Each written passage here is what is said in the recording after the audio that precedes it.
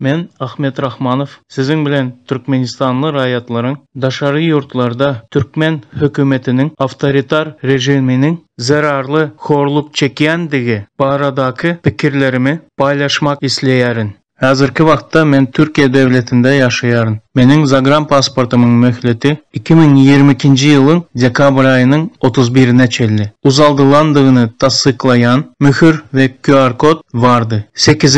Oktyabır'da Türk hükümetinden yaşamak için ruhsatnama almak maksadı bilen gerek bolan resminamaları Antalya şehrinin migrasiya bölümüne tavşırdım. Resminama kabul edilen yerde bana 2-3 günün içerisinde can edeceklerine söz verdiler. Ama aradan 10 gün geçse de can eden bolmadı. 18. Oktyabır'da takminen 11'ler tövereği menin özüm Antalya şehrinin migrasiya bölümüne gittim. Menin meselem boyunca işin devamlılığı 15-20 minuttan ibaret bolsa da her hili bahanalar bilen 2 saat gülmediler. Eğer menin tavşıran resminamalarıma red gelen yağdayında hem 10 günün içinde Türkiye devletinin çeğinden çıkmalıdığımı duydurmalıdır. Yani 2 saatlap saklamaları mümkün değildi. Görüp otursam migrasiya bölümünün işgari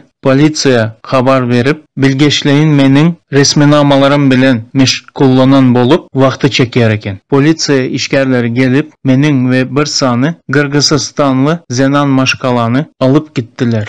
Böyle iş onların tecrübelerinde ilkinci gezek bolmağa çemeli. Sebebi tizden bir yerlere can edip indiki etmeli işleri hakta görkezme alıp duruyadılar. İlki bilen beni meditsina barlığına alıp gittiler. Ten şikez barlığından geçirip hiç hili urgu izların ya da beyleki şikezlerin yoktuğuna göz yetirip polisiye bölümüne alıp gittiler. Ol yerde menden viza kadalarının şartlarını neme sebepten bozanlığım hakkında dil hatı aldılar. Bul bolup geçen hadisada Türkmen konsolluğunun mühleti doğulan pasportumu tazelemek için hiç zat etmeyendiğini düşündürdüm. Dine bir mana değil, ehli Türkmenistanlı rayatlara tazelenmeyer. Türkmenistan'a gidip tazelemene mümkünçilik yoktu. Sebebi pandemiyanın gücemeyi neticesinde halkara uçuşlar yapılıp yurdun içinde karantin ıhlan edilipti. Polisiye işgərləri menin gırrınımı eşitip hayran kaldılar. Sebebi beyleki ösen yurtlarda beyle kıyınçılıkların yoktuğunu gatıgovu biliyerdiler. Akşam ara yine bir gezek meditsina barlığından geçirip PCR test ve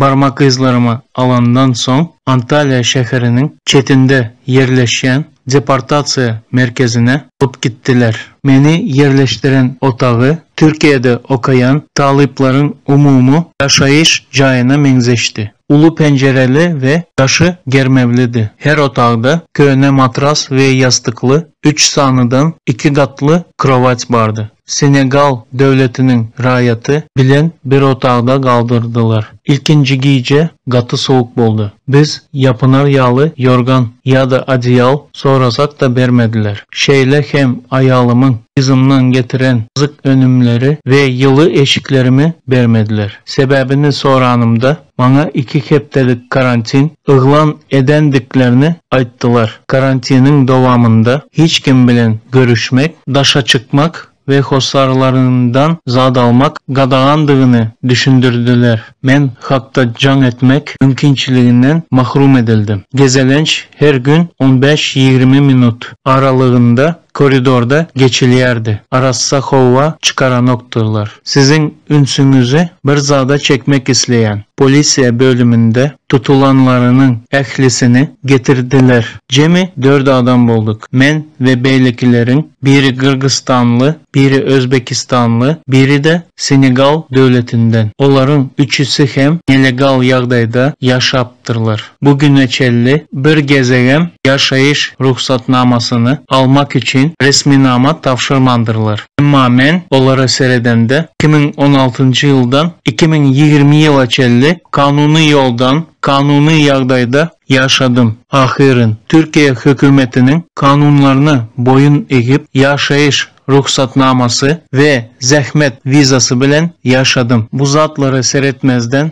belki üçüsünü ertesi gün boşattılar. 2 günden sonra beni İstanbul şehrinin Tuzla diyen yerinde yerleşen deportasiya merkezine uğrattılar. Beni yine de bir sani Türkmenistan'ın rayatı bilen İstanbul'a getirdiler. Gızıklanıp görsem onu 6 ay bundan ozal tutan ekenler. 6 ayın içinde 3 tane deportasiya merkezinde bolup gören. Tuzla'da, Bursa'da ve Antalya'da. 7 tane jandarma işgərinin goldavı bilen mikroavtobusta ve ayratın bir tane yengil avtoulağın yoldaşlığında Tuzla'ya getirdiler. Yengil avtoulağda takminen 2 ya da 3 adam vardı. Biz 10 saat töveregi yolda bulduk. Şol vaktin dovamında bir gezek pomidorlu, peynirli sandviç imene verdiler. Bizi alıp barayan konvoylar özlerini salıhatlı alıp bardılar. Elimize gandal takmadılar ve yolda hokka çıkarman deyip kayış ettiler. Dangdan saat 5'ler töveregi Tuzla deportasiya merkezine getirdiler ve dışarıda sakladılar. Yuka giyindiğimiz sebeple biz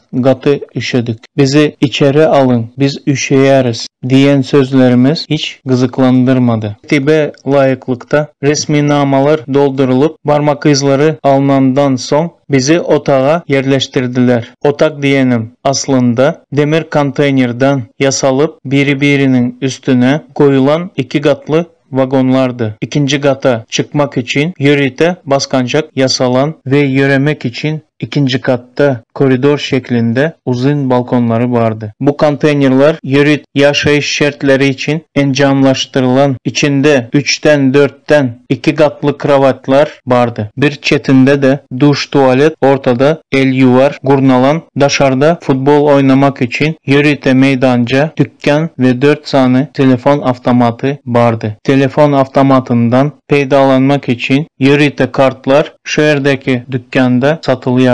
Dükkanın sövda şartları nakit ve bank kartlarından hem hesaplaşırdı. Tertip düzgüne jandarma kulluğu seyretirdi. Onlar yukarı tonlarda gürleşerler. Jandarma işgərlerinin güç ulanandığı hakkında gürrünler eşittik. Aytmaklarına göre Türkmenistan rayatları bilen bolan sebebi Türkmen tutsaklar gelecekki ıkbalının belli olmayandığı için psihiki taraftan gaharlı adama öğrülüyerdiler. En esası zat kaygısı onların azatlığa çıkmağıdı. Onların peydasına ya da karşısına edilecek işlerden havarsızlığı onları hasam gaharlandırıyordu. Deportasiya merkezinde oturan Türkmenistanlıların aglaba töleği düzü kanuna layık resminamalarının yokluğu sebeple zagran pasportlarının mühleti oturanlığı sebeple oturdular. Başta belleyişim yağlı mühleti de olan zagran pasportları çalışmak mümkün değildi. Dine galp yol bilen konsolluk işgərlerine ya da ortada duran adama 3000-3500 Amerikan dolarını para verip Türkmenistan'a gidip şol yerde zagran pasportları təzəlep boluyardı. Köpler için bu eskitlenen baha el yeterli değil elbette. Yağdayı ağırlaştıran yine de bir zadı bellep geçsek. Türkmenistan'da qalan hocalığı eklemek Türkiye gaydan adamın boynunda bolup duruyor. Eğer işini ya da işlemek mümkünçiliğini yitirse, benim bilen bir otaqda oturan bir yiğit izinde qalan gövreli ayalını ve yaş çağasını qaygı ediyerdi. Görüp otursam onun maşgalası İstanbul şehrinin bir düzgünçilikte meşgul bolan rayonlarının birinde yaşayar eken. Tutsakları saklayış şeritler şeyleydi. Günün devamında gezelenç vakti 1 saattan geçen oktu. Yani her nahardan son 20 minut çeklendirilen, haçan da bizim sport meydançamızda kaysıdır bir şehre geçirilende gezelenç vaktimiz has kısaldılıyardı. Esasan hem Afganları, İranlıları, Pakistanlıları, Siriyalıları hem ve Iraklı tutsaklıları uğratmalı bolanda sport meydançamızda hatara koyardılar. O milletlerin tutsaq meselesindeki sorular Türkmenistanlılara seredende katı çalt çözülüyordu. Türkmen rayatlarının tutsaq ve deportasiya sorularının bolmalısından has uzağa çekmeyi içinde oturan adamları has hem gaharlandırıyordu. Merkezin işgərləri toplumu bizim yağdayımıza düşünüyordular. Men deportasiya merkezine gelen günüm 22. Oktyabırda Türkmenlerin meselesini çınlakay seyredileceğini eşittim. Hemmemiz sabırsızlık bilen garaşıyardık. Ama 21. Oktyabırda deportasiya merkezinin işgəri meseleni çözüp bolmayandığını məlum etti. Bu haber Türkmenistanlılarda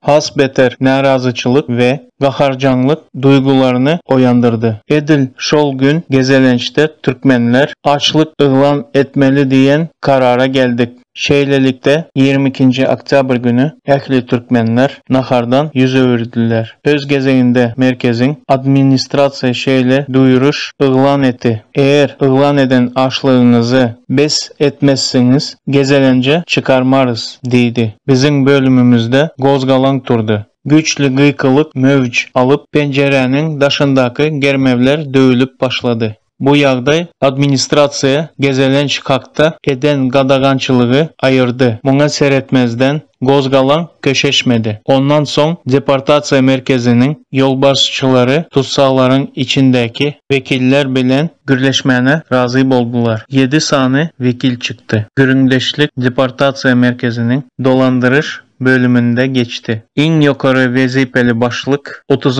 Oktyabr reçelli meselenin çözüleceğine ve hud özü işin gidişine gözeyçilik edecektiğine söz verdi. 1. Noyabr'da mesele çözüldü. Ehli Türkmenistanlılar azatlığa koy verildi. Sebebi Türkmenistan'a yollar yapıktı. Şeyle bolsa da Türkmenistanlıların kanuni yağdayda Türkiye devletinde kalmak hakta yüze çıkan sorular entegem açık yağdayda galiyar. Birinciden yollar entegem yapık. İkinciden Türkmenistan'ın ilçexanaları ve konsullukları rayatlarını taze pasportlar bilen üpçün edenok ve etmek islanok pasportun möhletini uzatmak için koyulan möhürler meselenin çözgüdü değildir. Verilen 10 yıllık möhletli pasportlar gücünü yitirmedik resminama hükmünde kabul edilenok. Edil şu sebeplere göre Türkmenistanlıların ağlaba böyleyi kanunu yağdayda işe girmek, medisina hizmetlarından faydalanmak mümkünçülüklerden mahrumdurlar. Resmi Aşgabat daşarı yurtlarda qalan öz vatandaşları için keseki yurtta yaşayış şartlarını yengilleştirmek için hissat edenok.